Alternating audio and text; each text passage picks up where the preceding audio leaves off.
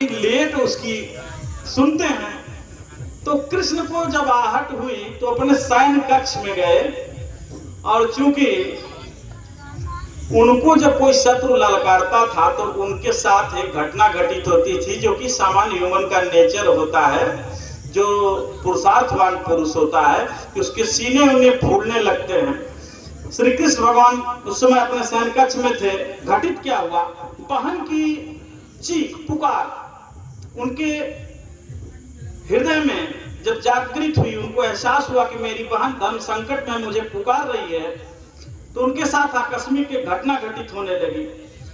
अरे फूली के छाती गई गज ऊपर, रुख मिड़ी के अकवारी में नाही समय ने आयनी बहिनी अबही आईनी, कही नंद के नाहर बाहर आईने।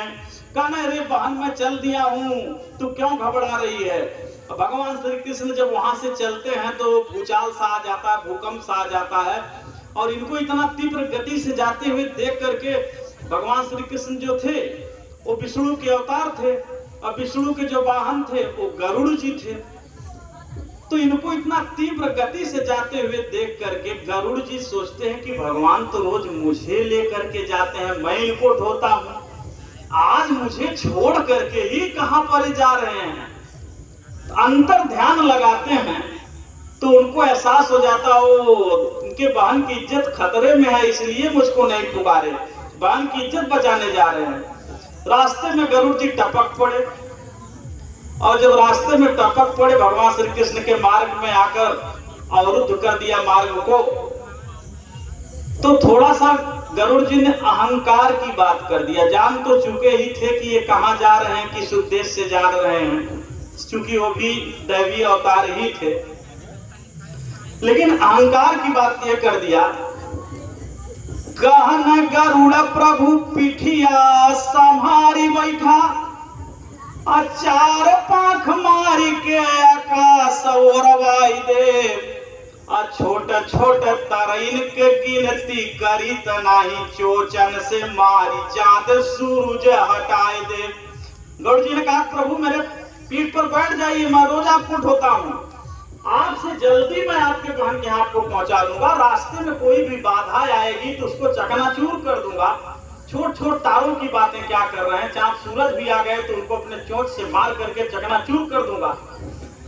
कहने गरुड़ प्रभु पिठिया संभारी बैठा, चार पाख मारी के आकाश वरवाई दे, छोटे छोटे तरैन के गिनती करी तनाही, चोचन से मारी चांद सूरज हटाई दे।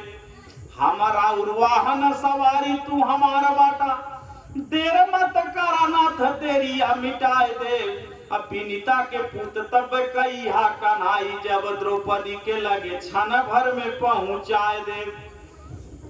तो कृष्ण से चूंकि भगवान थे, उनसे गरुड़ जी ने घमंड की बात कर दिया।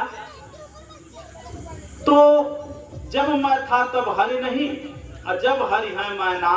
कबीरदास जी ने लिखा कि जहां पर अहंकार होता है वहां पर ईश्वर नहीं होता, जहां पर ईश्वर होता वहां अहंकार हो ही नहीं सकता। अहंकार की बात कर दिए तो भगवान श्री कृष्ण ने कहा गरुड़ जी मैं आपकी इज्जत करता हूं, आप रोज मुझे ढोते हैं, लेकिन मुझे एहसास हो रहा है कि आज तीनों लोक में मुझसे तेज चलने वाला कोई नहीं है, क्योंकि जिस उद्देश्य से मैंने अपने कदमों को अपने घर से बाहर निकाला है वो उद्देश्य बहुत बड़ा है। आप इस बीच में ना पड़े तो अच्छा है, लेकिन यदि आपको यह लगता है कि आप मुझसे जल्दी वहां पर पहुंचा देंगे तो चलिए हमारे आपके बीच थोड़ी दौड़ हो जाए।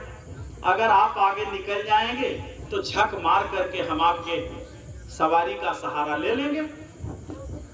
तो गरुड़ जी ने कहा चलिए प्रभु ये भी मंजूर है। घोड़ाबाजी लगा दिए। जो तीनों लोग का मालिक हो उससे भला कौन जीत सकता है। जब गरुड़ जी कई किलोमीटर पीछे होने लगे तो भगवान कृष्ण को यह एहसास हुआ कि अब तो इनका अहंकार तो हमने चकनाचूर कर ही दिया इनको हरा करके, लेकिन रोज हमको ढोते हैं, इनकी मर्यादा बची रहे, इसलिए उनको खुश करने के लिए कहा कि कान कह हाली आवा हम पिछड़ौले आवा, और तू ही हम धारा हम तोह के धरब का। कान कह हाली आवा हम पिछड़ौले आवा, तू ही हम धारा हम तोह के धरब का। अब बहिनी का साड़ी जब चली जाई, तनवा से बोला खगपति तब जाई के करब का। ऐसा कहते हुए गरुड़ को उन्होंने छोड़ दिया, उनको खुश कर दिया। और जब कौरवों की सभा में पहुंचते हैं तो भूचाल सा आ जाता है।